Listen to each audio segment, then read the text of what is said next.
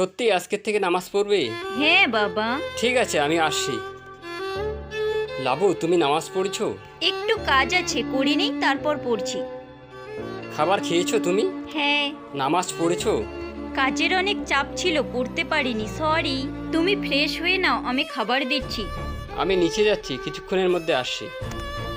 এখনো আসলো না? ফোন করি। কল রিসিভ কেন করছে না?